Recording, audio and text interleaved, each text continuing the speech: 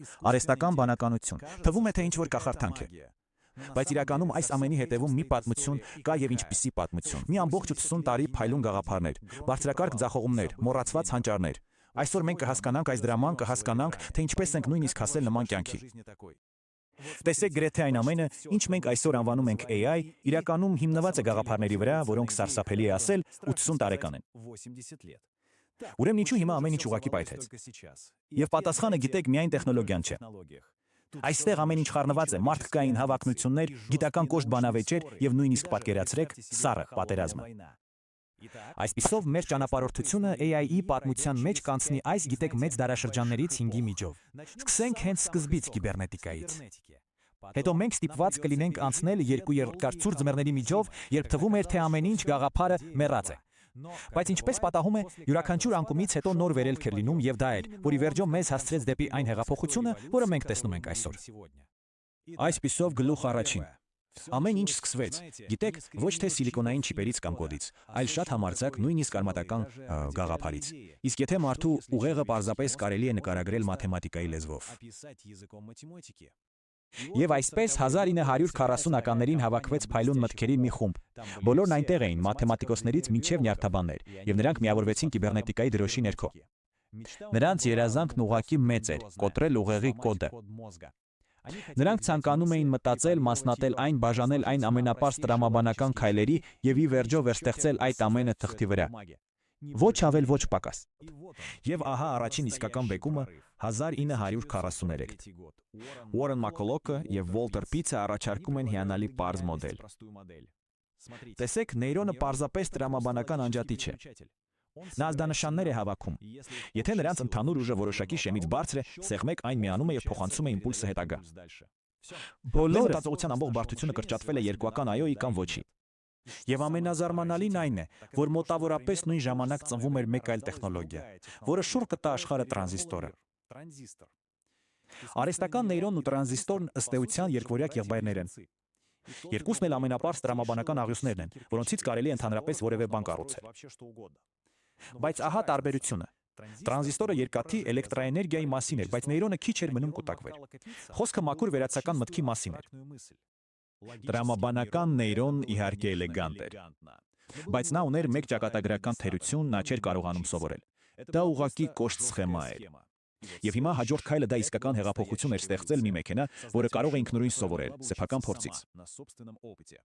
Իսկ 1958 թվականին Ֆրենկ Ռոզենբլատը աշխարհին ցույց տվեց պերցեպտրոնը, եւ նրա գաղափարի հանճարեղությունը սա էր՝ ի տարբերություն կոշտ կոդավորված նեյրոնի, որտեղ ամեն ինչ կանխորոշված էր, պերցեպտրոնում կապերը կշիռ ունեին։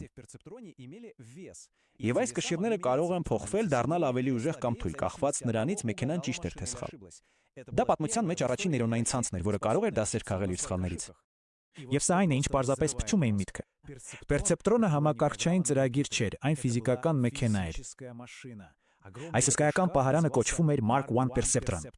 Իսկ նրա միացումների կշիռները հիշողության մեջ թվեր չէին, այլ իրական պոտենցիոմետրեր, որոնք կարգավորվում էին փոքր էլեկտրական շարժիչների միջոցով։ Դուք կարող եք բառացիորեն լսել այս մեխանիկական ուղեղի ուսուցումը ամբողջ բզոցով եւ սեղմելով։ Պատկերացնում եք, դա իհարկե ոչ բոլորն էին հիացած։ Մյուս բևեռում Մարվին Միսկին էր, ենթադրենք դասական AI-ի հայրերից մեկը, որը կառուցված էր խիստ տրամաբանության կանոնների վրա։ Իսկ նրա համար Ռոզենբլատի այս մոտեցումը, որը փորձում էր ընդօրինակել ուղեղը, սպեկուլյատիվ կենսաբանության պես մի բան էր, այսինքն կեղտոտ, ոչ գիտական, առանց մաթեմատիկական խստության։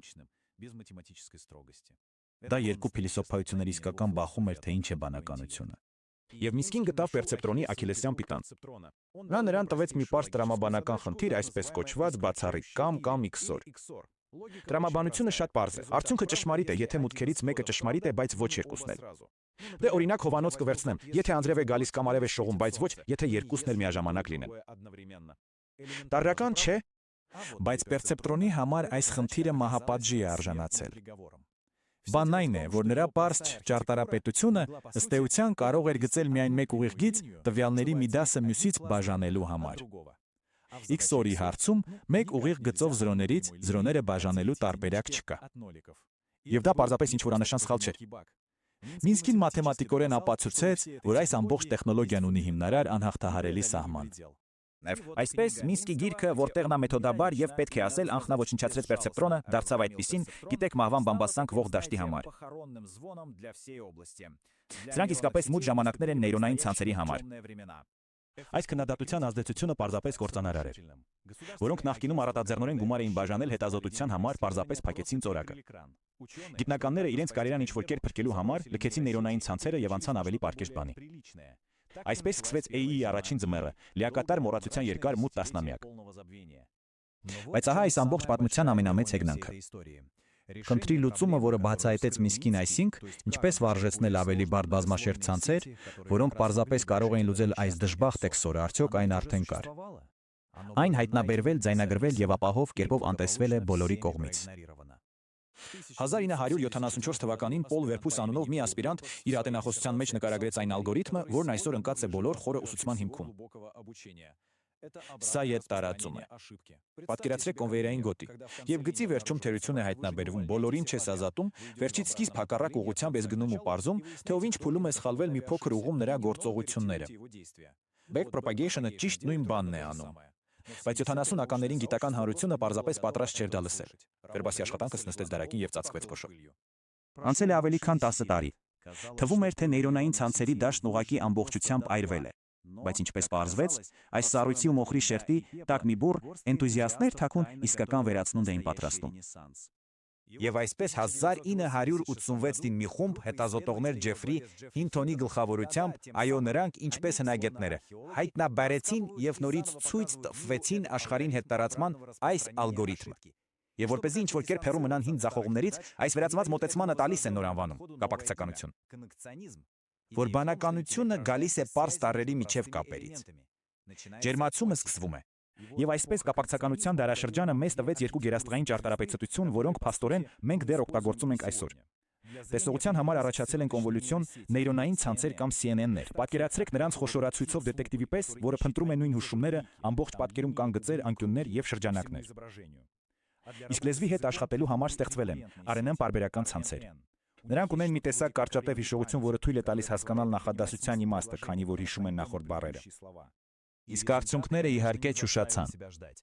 1989 թվականին Յան Լեկուն օգտագործեց իր կոնվոլյուցիոն ցանցը, չեկերի վրա ձեռագիր թվանշանները ճանաչելու համար։ Իսկ ինչ եղավ արդյունքը։ 98 4 ճշգրտություն, մինչդեռ հին մոդելները հազիվ գերազանցեցին 80-ը։ Սա պարզապես բարելավում չէր։ Նոր մոտեցումն աշխատում է եւ աշխատում է աներևակայելի լավ։ Թվում է լավ, ահա դա հաղթանակ է։ Բայց պատմությունը, ինչպես գիտենք, սիրում է կրկնվել։ 90-ականների կեսերին ոգևորությունը կրկին մարել էր։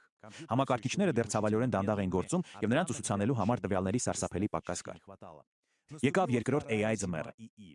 Եվ ոչ ոք այն ժամանակ չէր կասկածում, որ դրան կհետևի ոչ միայն տաքացում, այլ կլիմայի փոփոխության իրական ցունամի։ Եվ հետո 2000-ականների կեսերին 3 աստղ միավորվեցին երկնքում, կատարյալ փոթորիկ։ Նախ Ջեֆրի Հինթոնը կրկին բեկում մտավ։ Նա գտավ շատ ու շատ շերտերով իսկապես խորը ցանցեր արդյունավետ մարզելու միջոց։ Երկրորդ խազացողներ։ Այո, հենց նրանք, հետամուտ լինելով խաղերում գեղեցիկ գրաֆիկայի, նրանք ակամա ստեղծեցին նեյրոնային ցանցերի համար իդեալական սարքավորում, հզոր վիդեոքարտեր, GPU։ Եվ երրորդը՝ ինտերնետը։ Այն դարձավ տվյալների անհուն օվկիանոս, որի վրա պետք է վարժեցնեն այս նոր հաշվողական հրեշներին։ Եվ սկսվեց այն, ինչ այսօր կոչվում է scaling։ Պարզապես լսեք թվերը։ Հեղափոխական AlexNet ցանցը 2012 թվականին ուներ ընդամենը 8 շերտ։ 2 տարի անց VGG-ն արդեն 19 տարեկան է։ Եվ 1 տարի անց ResNet 152 շերտ։ 152 ցանցերի խորությունը եւ դրա հետ մեկտեղ ինտելեկտը պարզապես երկրաչափական չափով աճեց։ Սա այլևս տաքացում չէր, սա իրական խորը ուսուցման հեղափոխություն էր։ Եվ ահա մենք այս պայթյունի հենց էպիկենտրոնում ենք։ Նեյրոնային ցանցերի ողջ պատմությունը նման երթևեկելի է։ Գլխապտույտ լավատեսությունը իր տեղը զիջում է սառցե հիասթափությանը եւ այլն շրջապատում։ Այսօր մենք իհարկե գտնվում ենք ամենավերևում, բայց իմանալով այս ամբողջ անցյալը պարզապես անհնար է ինքներս մեզ հարց չտալ, սա վերջնական մղումն է դեպի գագաթ, թե մենք պարզապես պարուրի հաջորդ շրջադարձին ենք, որին անխուսափելիորեն կհաջորդի նոր եւ գուցե ավելի երկար ու ցուրտ ձմեռը։